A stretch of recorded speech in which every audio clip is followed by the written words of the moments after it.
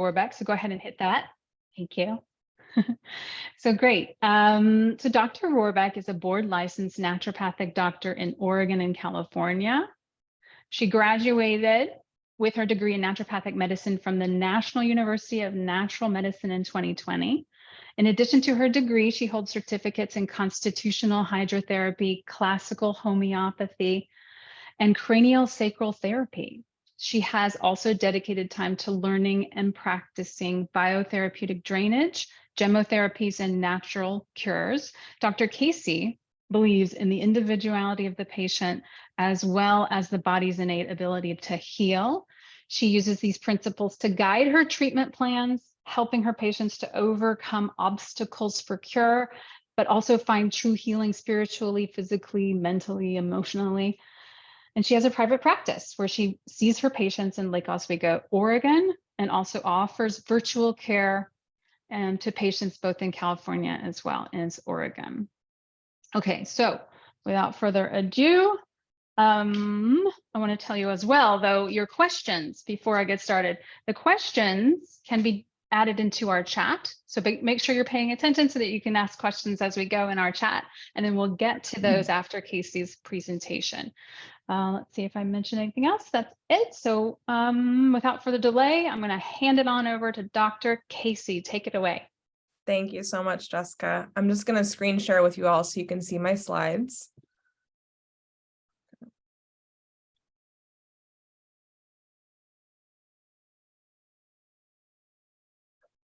I'm excited to be here with you all today talking about hydrotherapy. This is one of my favorite modalities, if not my favorite modality. I learned about hydrotherapy when I was in medical school. And at first I was like, what is this exactly? It sounds kind of complicated. And then as I started to learn about it, I realized I'm like, this is something I've been practicing my entire life. When I was a kid, and me and my sister and my friends would sneak into our community pool, and we would go in the jacuzzi and challenge each other to jump into the cold pool and then get back into the jacuzzi. We were doing a hot soak and then a cold plunge, which is exactly what hydrotherapy was. We didn't know that's what we were doing, but it's what we were doing. So I want to start by just, let me make sure this is, there we go. Introducing the definition of hydrotherapy. So hydro is water, therapy is treatment. So it's the application of water, either internally or externally on the body, in the treatment of disease or the maintenance of health. And I'm going to cover a little bit of both as far as the techniques that we talk about today. So some of them are going to be ones for wellness, things that you can incorporate into your daily life, and other ones might be in times of like an acute injury or illness. Brief history on hydrotherapy. So the use of water as medicine dates back hundreds, if not thousands of years. You can see it in Roman bathhouses, Japanese hot springs, Egyptian essential oil infused baths. I feel like it's probably hard for us to find a community or culture that didn't use water in some form to help treat themselves or their communities, because it just is so healing of an asset for us. Modern hydrotherapy really started in about the late 1600s, early 1700s. Cold bathing was a big thing. There was an English physician, and he published this book, The History of Hot and Cold Bathing. That was translated into several different languages, one of which was German, and a couple German physicians actually found this book, and then from that created the principles of modern hydrotherapy that eventually made its way into the United States. So it arrived here in about the mid-1800s. At its peak, there were over 200 establishments that were using and providing hydrotherapy across the United States. As I'm sure you've realized, there's been a significant decline in that over the last 100 years, last century. And a big part of that is because of the rise of the modern medical system. But there are still pockets of this, and this is something that is like, because this is something I want to grow. This is something where you go into other cultures and other communities and other countries, they have this integrated into their medical care, into their wellness, into the way that they live their lives. And I feel like that's something that we can do here in the States as well. So the principles of hydrotherapy, the key to hydrotherapy is found in the properties of water. Water is non-toxic, so it allows us to use it internally and externally. It's a universal solvent, which means that we can dissolve things into it, which makes it super helpful for things like baths and showers. When you think about dissolving like maybe oats into a bath, if you have a rash or some sort of an itch, or dissolving maybe minerals into water, that sort of thing. but it's also a major conductor of heat. So it stores and transmits heat. And what that means is that this allows for the ability of the heating and the cooling when it's applied to the body. Temperature is the primary variable that we're dealing with in hydrotherapy, and this applies to both the individual and the water that's being used. So we always want to consider what state the individual is coming into the treatment with, whether they're coming in warm, cold, or neutral, and then also the water that's being applied, whether it's going to be cold, warm, or neutral.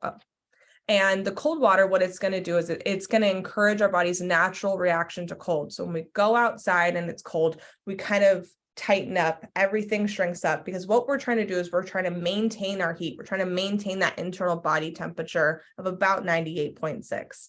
So the blood vessels that are on the surface are going to vasoconstrict, and they're going to send all of the blood into the core to protect those vital organs. Then what's going to happen is the blood's going to go out to the surface because we were trying to warm us back up.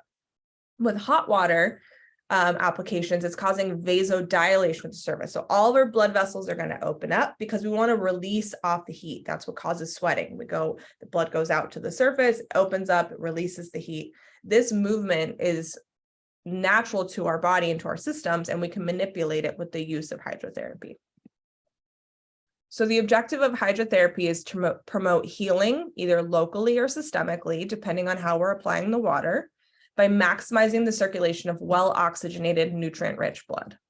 And in the process, what we're also doing is we're supporting detoxification through our organs of elimination, our liver, our kidneys, our GI system. We're also enhancing the immune system, because that is where it's running through, is through our blood. And we're also nourishing the nervous system. So I want to spend the majority of our time talking about at-home hydrotherapy treatments. So these are things that you can easily do in your home. And then we'll talk about a couple other treatments that might be available for you outside the home as well.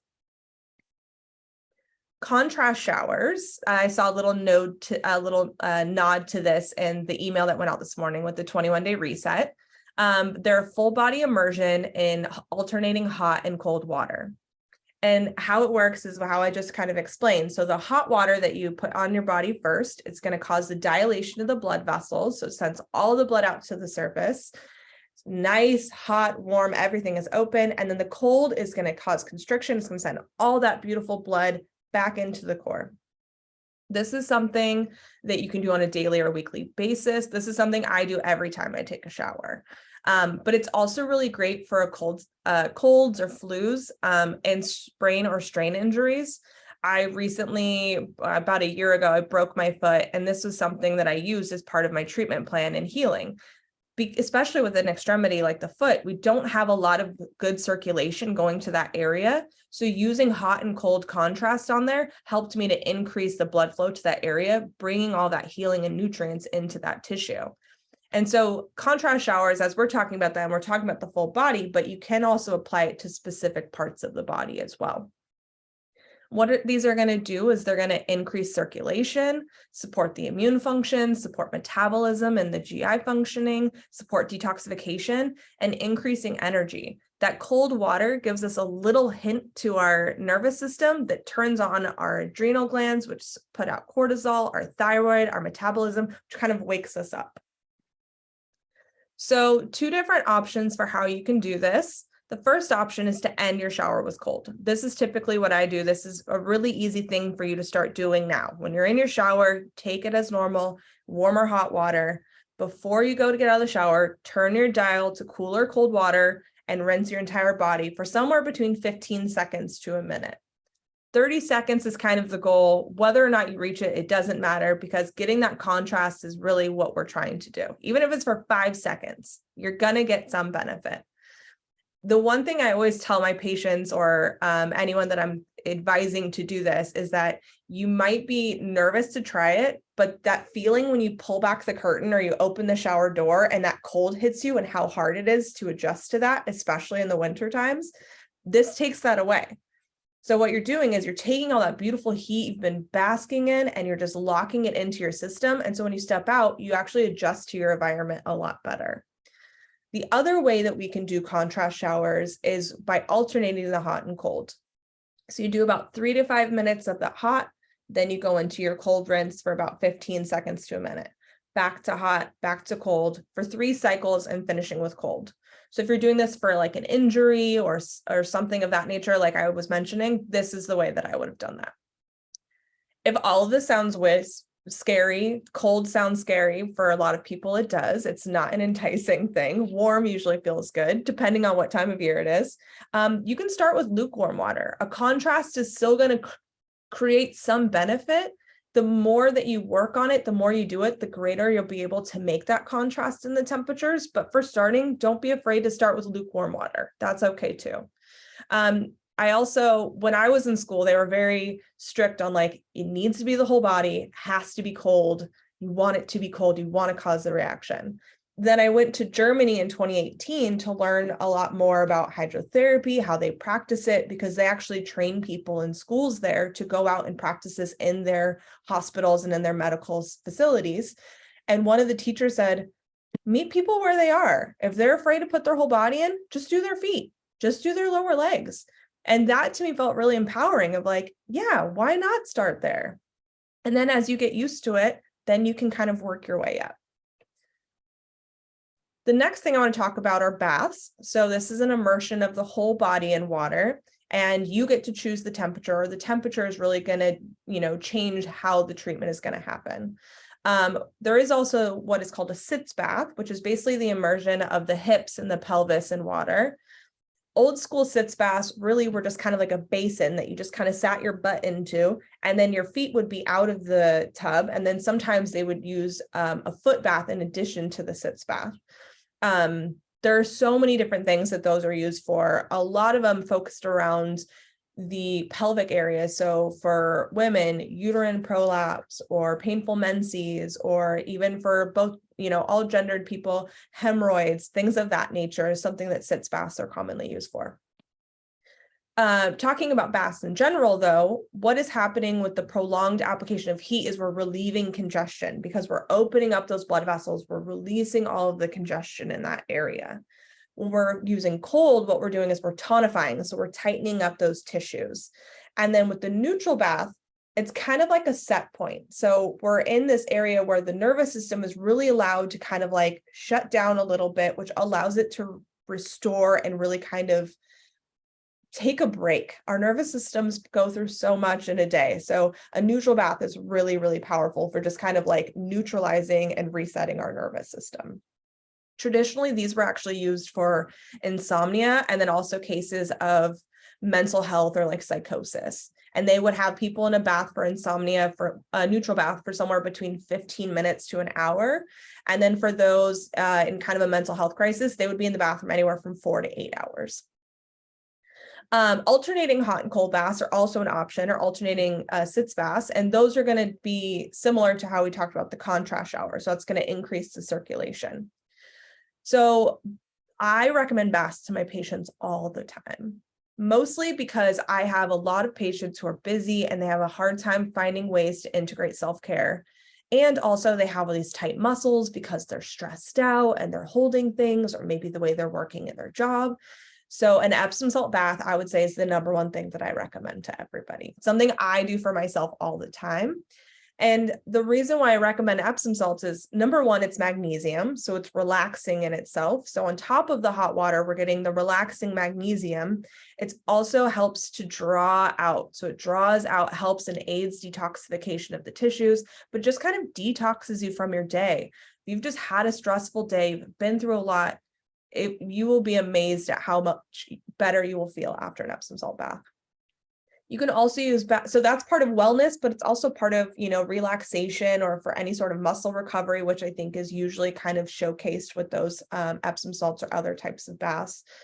Rashes or itchiness. So like I mentioned earlier with the avena sativa or oats. So anytime you're feeling itchy, when you've got kids who've got hand, foot, and mouth, or, chicken pox, if kids still get that, you take a bag of oats, throw it in your hot water, make a nice bath. It's really soothing to the tissues. Many other things you can put in your bath too, but those are the ones that I always kind of think about first. So fill your tub with your desired temperature of water. If you're going to do a sitz bath, you're going to fill that up to just above the navel, like up over the hips, just to the navel, and then add whatever treatments you desire and soak for somewhere to 10 to 20 minutes or to tolerance. Some people can't tolerate a long soak. If you're doing a neutral or colder bath, you might want to do less time or more time depending, but something for you to just experiment and explore. Next thing I want to talk about is hot foot soaks. I think this was also maybe mentioned in the email this morning. So full immersion of the feet and ankles in water. And what this is really used for is relieving congestion in the head and in the upper body. So a lot of times we use this for headaches. What is happening is the prolonged application of the hot water is actually drawing all of the blood down into the lower body, pulling that congestion away from the top of the body. Really simple. That you can also add to this, adding a cold compress. So if you have a headache, you can put the cold on, which is going to send the blood away from the head while you're having the hot water on the feet, which is drawing all of the blood down. Sometimes the hot foot soaks are also used before a cold treatment, which we'll talk about a little bit. So just grab a small tub or bucket. If you don't have something, you can always use your bathtub as well. Just cover the feet and ankles and then soak for somewhere between 10 to 30 seconds. At the end of your soak, do a brief cold rinse on your feet, just so you can lock in all of that heat and kind of send it back into the body, and then wrap up with warm socks. I think that's one thing that maybe doesn't get talked about enough when we're thinking about hydrotherapy, is really like prolonging the effects after. So like really bundling up after a treatment, just to make sure that you're really encouraging your body to maintain that heat and that vitality that you just created. Did you just say 10 to 30 seconds? And Sorry, I just 30 wanted minutes. to make sure on your slide it was 10 minutes. to 30 so minutes. Great. Yeah. Awesome. Yeah. Thanks for that. Next, I want to talk about our arm baths. This is something that you maybe haven't heard of. The other ones might be familiar, maybe you're already doing them, or maybe they're similar to what you're already doing. This might feel completely out of left field, and it makes me excited to bring that to you if that is how you feel. I learned about these when I was in Germany. There was a town that we visited called Bad Warschhofen, where Father Knipe practiced. He used cold water treatments to heal people from several different diseases. And he really believed that the application of cold water to the upper portion of the body created stimulating effects, and cold water applied to the bottom half of the body created sedating effects. So from that, the arm bath arose. And it's also referred to as the Knipe espresso. And that should give you some indication of kind of what it's going to make you feel like, or when we're going to use it. What it is a brief immersion of the lower arms in cold water. And what is happening is that cold water application is causing constriction in the arms, pushing the blood from the extremities into the internal organs, into the head. And it's also stimulating the nervous system just enough to kind of wake it up. So when you have brief experiences of cold, what it's going to do is just kind of signal like, hey, nervous system, wake up. And it's going to turn on the thyroid. It's going to turn on the adrenals. It's going to turn on your metabolism. So it's refreshing fatigue and exhaustion. So it's great for that like mid-morning or early afternoon pick-me-up. Instead of reaching for the extra cup of coffee, you go ahead and do a little arm bath. It promotes blood circulation to the heart and to the upper body. It strengthens the immune system in the upper airways. It stimulates metabolism. Really easy to do. So fill a basin or a sink with cold water, ideally around like 50 degrees, depending on what time of year it is and where you are. Tap cold can be fine. If you're living in Arizona, you might need to add some ice to your water. Ensure your arms and your hands are warm. So make sure you're warm going into this treatment. We don't want to like totally ice out your body. We just want to create that contrast reaction. Submerge your lower arms to just above the elbow in water and keep them there for 30 to 40 seconds, or until you get that cold feeling, that cold tingling feeling that kind of starts to set in on the skin. Once you start to feel that, take your arms out, allow them to dry, shake them out. Movement is encouraged. It instantly gives you this kind of like pick me up, and it sustains. It's not something that goes away right away. This is actually a picture of one of the arm baths in the community center in the town where I learned about this. And they had these placed throughout the community. So they had like one on the, like there's like a little park, and in the corner was just like a little arm bath. So if you're walking by and want to pick me up, you just drop your arms in. It was super cool. I would love to have these around town. Maybe like a long-term goal of mine. Steam inhalation. This is one that might be helpful right now with everyone getting all these colds and flus. It's a hot, moist air bath for the respiratory tract, the nasal passages, and the sinuses. So really good for cold or respiratory infections, sinus or chest congestion, sore throat, cough, laryngitis. And what's happening is the condensing steam is actually warming the respiratory tract, which is increasing the blood circulation and decreasing congestion. That steam that's coming in is also kind of thinning out all of the mucus that's hanging out in your chest or in your sinuses, which makes it easier to get out. So we're increasing circulation, we're thinning that mucus, and we're supporting the immune system. So all things that we need to do when we're either at the beginning or end of a cold. Way you're going to do this is you're going to boil a few inches of water in a large pot. You don't need a ton of water. Take it from the stove, put it on a heat-resistant surface or a trivet, and carefully position your head over the pot, draping yourself with a towel or a sheet just to try and trap in. And then you're going to slowly inhale the steam and breathe it in and out. If it feels too warm or too hot, take a break and go, and then try again. The one thing I always tell people, especially at the end of a cold, when all that junk is sitting in your chest and in your sinuses and you just want to get it out, you just want to take a deep breath. As you're steaming, if it wants to come out, let it all go into the pot. You're going to wash it anyways. Just cough it all up, let it all fall out. It will feel so much better.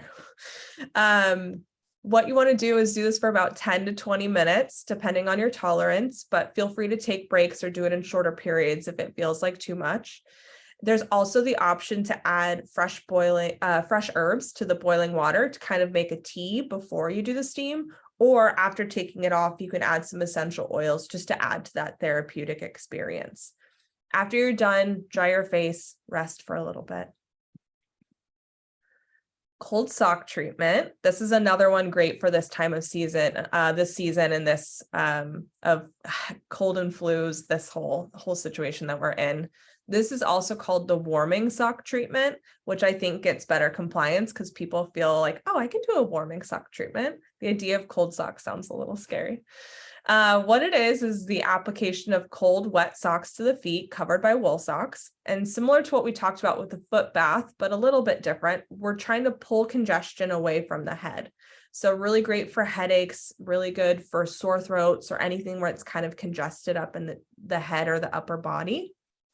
The localized cold on the feet is going to initially cause that vasoconstriction. So we're going to close off the blood vessels. We're going to send the blood up. But as that cold remains there, our body needs to go down to warm the feet. So it's going to send blood consistently down to the feet to warm it up, which creates tons of circulation through the entire body, which helps to move our immune system, which is why it's really great at the onset of a cold. It also helps to decrease congestion, and people say they sleep better when they do this, which is kind of interesting. When I first learned about this, it was when I was being introduced to naturopathic medicine. And I remember people saying, oh, my kids learned to ask for them because they would do them on their kids when they were young. And so they knew they would feel better afterwards. So when they'd be like, oh, they're like, mommy, I want the cold socks, or they probably said warming socks, but traditionally we call it the cold sock treatment. How you're going to do this, you're going to make sure your feet are warm. If they're not, do a hot foot bath. If I've been wearing socks, my feet feel pretty warm, I might just run them under hot water in the tub or in the sink for like a minute. You're going to take your pair of cotton socks. I like the ankle socks or the lower socks. We don't need the whole leg to be cold. We just need the foot. So take them under cold water, and you want them cold. Wring them out so they're not dripping. Put them on your feet, and then you're going to cover them with warm, dry wool socks and go to bed. Bundle up. Lots of blankets, lots of covers, go to bed. You'll wake up in the morning, the socks will be dry, your congestion will feel better. There's a likelihood you probably kicked the socks off during the night because you already finished your job and it's moved on. This is honestly, it's such a simple treatment, and it's something that I think is so great to have in your back pocket. Anytime you're like, oh, am I getting something? Do the cold socks, you'll probably feel better the next day. So I want to touch on a couple other hydrotherapy treatments. Those are ones that are great to do at home. Here are some other things that you can do maybe outside of the home, or just to kind of be aware of if you're interested in hydrotherapy and kind of using this more regularly for your health and wellness. Sauna. I love a sauna. It's such a beautiful thing. Typically dry heat used to passively heat the body, promoting circulation, detoxification, relaxation. Really great when paired with a cold plunge or a cold shower. So this is something where I tell people, like, start slow, really build yourself up, because the sauna, it really can be kind of overwhelming for how you feel when you're breathing in that dry heat for some people, especially those not used to it. It's pretty heavy on detoxification. So for some people, it can kind of make them feel a little bit like, headachy or just achy after they do it if they go too long. So start small, follow it with cold, lock in all that beautiful heat, rinse off all that stuff you've detoxed out. Soaking tubs and hot springs. If you don't have a bathtub, check out what's in your area and in your community, because there are likelihood that there's offerings in other like salons or spas that they have like maybe jacuzzis or hot soaking tubs. Hot springs bring with it the therapeutic value of extra minerals, which are really great in helping detoxification and muscle relaxation. So you have access to that. I highly recommend checking that out too. Also a note on the saunas, those can commonly be found in like gyms or local like workout areas. So sometimes that's part of the membership that maybe you don't know that you have access to. Last treatment I want to touch on is called constitutional hydrotherapy. This is something typically done in a doctor's office, but I'm going to provide you with some instructions on how to do it at home as well. This was really honed in by a doctor named O.G. Carroll, who practiced in Washington and treated tons and tons and tons, thousands and thousands of people with this hydrotherapy treatment. And it's still used in that area today. That's where I actually did my certification, was through the lineage of Dr. O.G. Carroll. So what it is, it's alternating hot and cold towels that are administered to the chest and the back, along with a sine wave machine. And a sine wave machine is a piece of physiotherapy equipment that sends an electrical impulse that stimulates the organs of digestion and all of our GI tract. Typically performed in a doctor's office. And the way it's happening is the hot towels are bringing that warmth and that blood to the surface of the individual that it's being applied to. Then when we put the cold on, driving that blood back into the core, creating circulation, but then we leave the cold on, which encourages the body to warm it up itself, which really helps to get everything moving. This is something that's promoting detoxification, especially through the GI tract. It's really calming to the nervous system. The extended cold application that happens really helps everyone to just kind of like zen, calm down. If you do blood pressure before and after, you will see a significant decrease. And that's one of the main reasons why they use this for high blood pressure. There's so many different reasons to use this. Wellness is a big one. Acute cold or flu, especially when it's that congestion is happening. There are menstrual issues, constipation, GI issues. I feel like there is not a reason not to do constitutional hydrotherapy. It is always a good idea. So a little bit on how to do this. This is a much more time-intensive, labor-intensive treatment compared to all the other ones that we've talked about. But it can be really helpful to have knowledge of, just in the case that you feel like you really need it or someone in your home would benefit from it. So you want to set up your treatment area on a soft surface, such as like a bed or a couch. Have them fully undress from the waist up. So no shirt, no bra, just dry skin, and get them comfortable under blankets. What you're going to do is take 2 towels. You want to have them be from the hips to the collarbone. So if you have just regular bath towels, you can use those. Or if you have like the hand towels, those will work too. Get them really hot, like almost burning your hands hot. Place them on the chest. And then you're going to cover it with a dry towel just to protect the sheets or the blankets on top of the patient so they don't get all wet and then they get cold. And then you're going to cover them with a wool blanket. And what the wool does is it really insulates and allows to absorb all that heat. Let them sit with these hot towels for 5 minutes. Then get another hot towel. You're going to put a fresh hot towel on, make sure they're really nice and warmed up, and then you bring in the cold. And when you bring in the cold, you want this to be cold water. So like 40 to 50 degrees cold. You want a strong contrast between that hot and the cold. And I always say to my patients, whenever I'm doing this, take a deep breath in, and as they're letting it out, lay the cold on their chest. It's going to be cold, but it'll settle in really quickly. They'll be really surprised. Cover this with a dry towel, and then let them sit for 10 minutes, all the way tucked in with their wool blanket. After 10 minutes, come back, touch the center of it along their chest, and see what the temperature of the towel is. It should have warmed up, and it's really surprising. I feel like it's always feels really gratifying for both the individual giving the treatment and that one actually having the treatment done to them, that like, wow, look what my body can do. I warmed this towel in 10 minutes. If it's not warm, then give them 2 more minutes and then pull the towel off. Then you have them flip over and you repeat everything on the back. So the 2 hot towels covered by a dry towel, tucked in with the wool blanket. After that, brief hot towel for about 15 to 30 seconds. Deep breath in, deep breath out, cold towel. Let them sit for 10 minutes and then come back and check it and see if it's warmed up.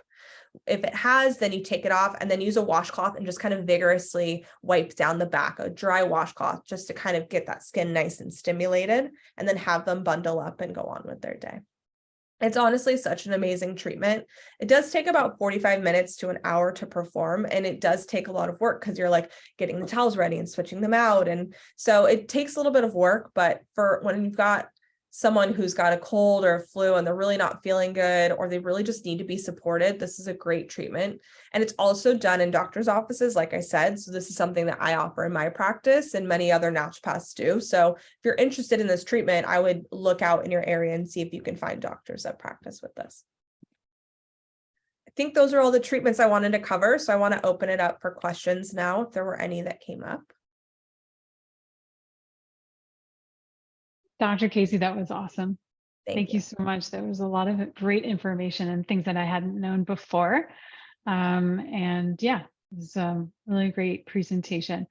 I'll go first to the chat. So I see 3 questions have been asked. So first question from the chat from Michelle: how much, what quantity of the Epsom salt do you recommend for your baths, for sitz baths? Great question. So therapeutically, for there to be muscle relaxation, you need about 3 to 4 cups of Epsom salts. That's a lot and it gets expensive. I usually aim for somewhere around 2 cups. Okay.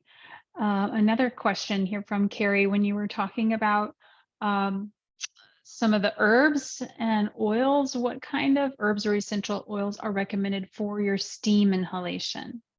Great question. So with steam inhalation, when you're doing herbs, the fun way that I was taught it to remember this is you want to use pizza topping herbs. Herbs you put on a pizza are likely good for your steam inhalation. So oregano, thyme, rosemary, basil. I also really like using mint or lavender. If you're going to do essential oils, you can do tea tree. I also really like eucalyptus. Those are the 2 that I feel like I always have on hand to drop in there. But yeah, the pizza herbs, when in doubt, pizza herbs. That's cute. Great. So similarly, for the cold sock treatment, Yeah. can you just put the socks in the refrigerator, dry socks in the fridge for a little while and get the same cold? I've never tried that. I mean, is the fear of them being wet? Yes. Wet socks make me anxious, was the I mean, comment. I would try it then with the fridge and see how it works. I mean, when I was I was like refreshing myself on applications of cold recently, and it was saying how when you get into bed and your sheets are cold, how it does stimulate some of that nervous system response. So you might get the nervous system response with the cold, but you might not be getting the full hydrotherapy experience if they're not wet.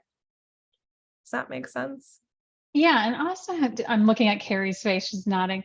Do you end up with really wet bed at the end? You know what I mean? Is Because the you bed put the getting wool soaked? socks Yeah, over, the yeah. wool actually kind of insulates that cold sock. So you might have a little bit of dampness on the outside of the wool, but it really like it dries pretty quickly. You'd be surprised. Wow, that's cool. That's really great. Okay, another question here from Jane. What if your water supply isn't the greatest quality? Is it good to bathe in that? That's a hard one. I mean, ideally we want to have access to quality water, but I would say doing a treatment versus not, I would rather you do the treatment than not do it. Um, it's really it really depends on the individual on how poor the quality of water is, because it's like we don't want, ideally we want to use good quality water when we're doing these treatments because it's being absorbed into our skin as much as it's being applied to it, and so it's becoming part of our system. But if you're in need of a treatment, I would do the treatment. Yeah, yeah. And there may be some sort of filtering, at least on the tap side, filtration you could add to a simple Yeah, arm bath. You could maybe do a simple filtration, and then do the arm bath with that filtered water. But yeah, it might be yeah, harder to do with a tub. they do have the filters you can add to your nozzles in your shower that take out some of the impurities that could be beneficial, and at least like, because I think those are pretty inexpensive. That could help at least a little bit with improving the quality. Wonderful, thank you. Um, okay, so can you address pregnancy and hydrotherapy? I've heard great things like pregnancy and hydrotherapy go great together. Can you talk about being pregnant? I will say, so the constitutional hydrotherapy training that I did, she was a strong advocate. I feel like in school, they were really like, don't do constitutional hydrotherapy on people who are pregnant. We need to be careful pregnant. And then she was like, absolutely not. Second someone's pregnant, I get them in. We do like 5 to 10 constitutional hydrotherapies. It helps a lot with the nausea. It helps them to feel more comfortable. As they're preparing for birth, we'll have them come in and do a couple more constitutional hydrotherapies, especially because it does so much for the GI tract, and constipation and hemorrhoids. All of these things become issues in pregnancy. Doing it is 100% something that someone should consider when they're pregnant. Sitz baths can be really great, especially when they're feeling really congested in like their pelvic area, sitting in like a warm bath, but then even after giving birth, maybe sitting in a cold bath to help tonify those tissues. There are also a lot of practitioners who will make actual like herbal blends to put in the sitz baths for like pre and postpartum. So those are things that I would look Wow. out for. Okay, great. So, I had a question regarding finding someone who could locally, a practitioner who can do the constitutional hydrotherapy treatment. So if I'm looking for that nearby, what sort of questions would I want to ask as far as that goes to get myself, in the right hands? As far as I've seen, the only individuals that do them in the United States are naturopaths. And I'm sure that there are other people that have learned it and do it as well. But as far as I've seen in my experience has been only naturopaths are trained to do it. And usually what they'll have is it'll be set up in their office, but maybe they've trained a nurse or an MA to do the treatment for them in the office. But then there is a doctor that's overseeing the process. So I would check out local naturopathic websites and see if anyone mentions hydrotherapy. Yeah, unfortunately, like when I was in Germany, like this is literally, it's everywhere. And they have whole clinics that are built around this and schools that you're learning in. But I haven't found anything here where they've learned how to integrate, especially with the constitutional. Like you might find places that might be doing foot baths or soaks and those kinds of things, but not so much the constitutional hydrotherapy. Okay, thank you. So is there a difference between a TENS unit and the sine wave machine? They're essentially the same thing. Oh, They're okay. similar. Yeah. Yeah, it's a little bit different of a frequency, but very, very similar in their application. Yeah, you put the 2 electrodes on, it sends the impulse back and forth. So when we apply them in that treatment, we apply them on the back at first, which is just stimulating the overall abdomen, all of the vital organs. And then we put one on the front, just below the breastbone and then one on the back. So it's sending all that information through straight into the stomach and the entire GI tract. And what does that feel like? It feels kind of like a little bit of like a tingly pinch. So it's just kind of like a tingly, like little tiny pinch on top of the skin.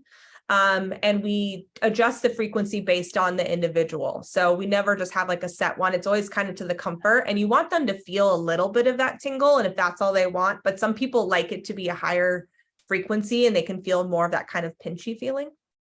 Okay. So you can dial up or down depending on comfort. Interesting. Okay. And I see the yeah. tolerance changes. So like when we do it the first session, it'll usually be lower. By the second session, they'll be higher, which is kind of interesting. That makes sense though. Okay. So do you have any contraindications for like a cold submersion or a cold plunge?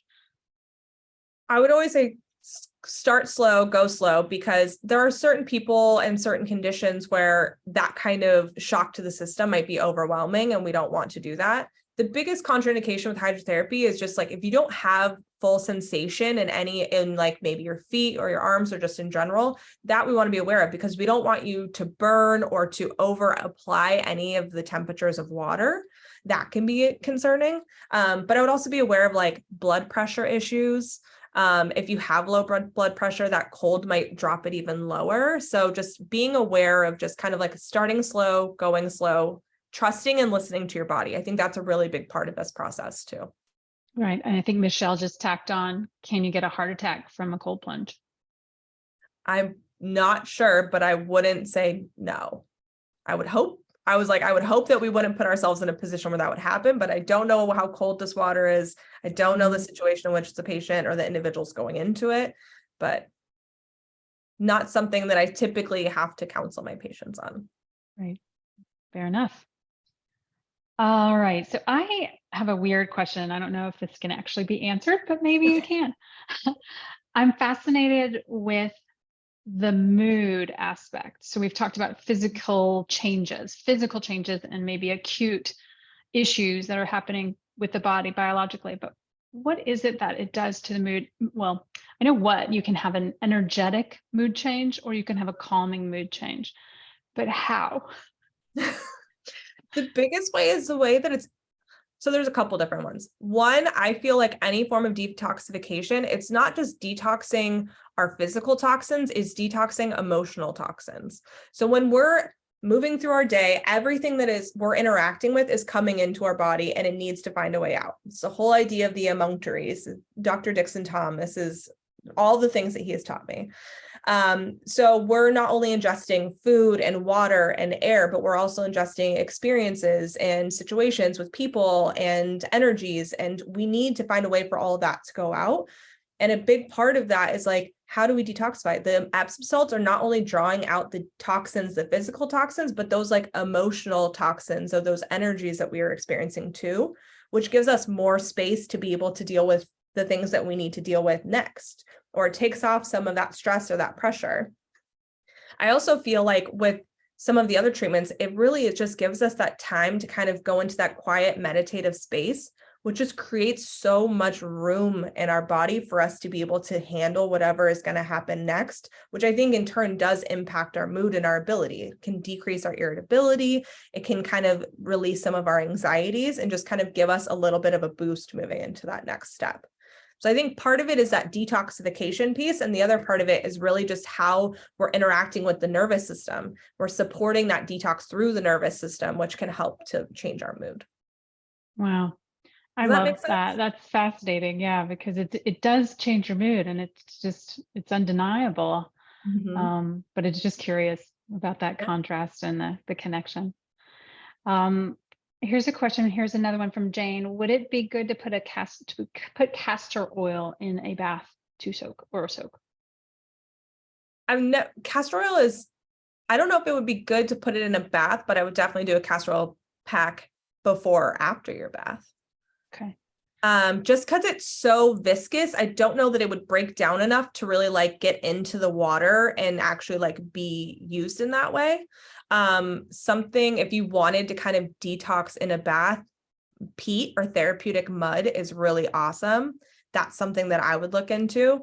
And it has kind of that similar drawing property of castor oil. It's really good. And it's got all those like micronutrients too. So it's kind of refeeding the system. But I think a castor oil pack after a warm bath is always a great idea. Oh, that's awesome. I need more time. So, okay, I have one more question. What in the hot springs? Yeah, I've heard of all kinds of good minerals can come from the hot springs. What are some that are kind of typically found in a hot spring setting? What sort of minerals? Magnesium, sulfur, potassium, and depending on which ones you're at, they usually have different variations of which ones are going to be higher and which ones are lower. You'll know when sulfur is there because you'll get that real nice eggy smell. But yeah, I think those ones are usually like pretty predominant: magnesium, sulfur, potassium. Awesome, great. Love that. So one more from Michelle. After completing the therapy, what do you suggest to drink, like i.e. water? Regular water. Drink water. Yeah, especially if you're doing any of the hot therapies, I like hydrate with water, and regular water is fine. Room temperature water, just replenishing and getting back in, especially if you're doing any sort of sauna, hydration is so, so important. Yeah, good quality water. If you want to drink teas and that sort of thing too, to continue to aid the like detoxification process, you can, but I like to kind of like stepwise. So depending on where you're at, I think start at the beginning. We'll just use the bath as that therapeutic, and then we can just go back to drinking our nice, beautiful water. That's great. All right. I am actually these are all the questions that I had today, and I think we've hit in all the ones in the chat. Does anybody have anything they'd like to ask at this point? No. Okay. Casey, I have a question for you. So there's this great place near us called the Bodhi Spa, and they have exactly this. It's like a hydration therapy place. If anybody's in Massachusetts, there's one in Providence, Rhode Island. There's one in Newport, Rhode Island. Highly recommend it. And they have saunas, and they have the hot, the jacuzzi tubs, the hot tubs with Epsom salt, and they have the cold plunge. So I'm a wimp with the cold plunge. I'm all about the hot, but I've been trying to work with it. And so when I go in the cold plunge, like it's less my tolerance to it and more the fact that it just makes my legs ache really bad, to the point where I'm like walking out like I'm sort of crippled looking, right? But it's not so much like my tolerance. I can be in there and be tolerating it, even though it's not comfortable.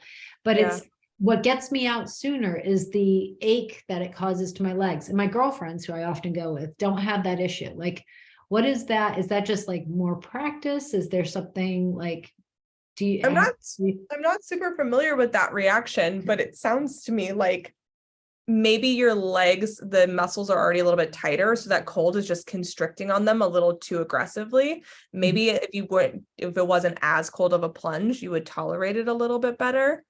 I would be interested to see kind of how you could grade it up, because I'm like, I'm not super familiar with that reaction. Yeah, it's definitely seems different from what their reactions are. And, I've done ocean plunges here and stuff, and I have the same response. And I don't know if I just need to like tough it out or if there's something else going on. I think we should ask Dr. Tom in the AMA, because I want to know the answer to this question too. And I wonder if he has one for us. Right. And I can attest to your the cold sock treatment. I've used it multiple times when I've had I'm prone to sinus infections, and it's incredible how effective it is. It's like if you can convince yourself to put those cold, wet socks on, you will have benefit. The hardest part is just being like, oh, I just got to do it. Yeah. Michelle's wondering if maybe it's a dehydration issue for the lower legs. Yeah. I'm not usually hydrated, but I don't know. Yeah. Oh, I had something I was going to say, but I forgot it. If there are more questions that you might have going forward, please jot them down. We do have Dr. Dixon Tom coming on for the AMA Ask Me Anything or Q&A session. That'll be on Tuesday, January 24th. And this is being recorded, so we will package it all up at the end of the 21-day reset along with the other recordings, Zoom events. And you'll get this all at the end with a nice big thank you at the end of the 21-day reset. So I think with that, we may just go ahead and sign off at this point. So big thank you to Dr. Casey today. Yeah, Thank great you to all for meet having you. me. Thank you. Thank you. That was great. Bye, everybody.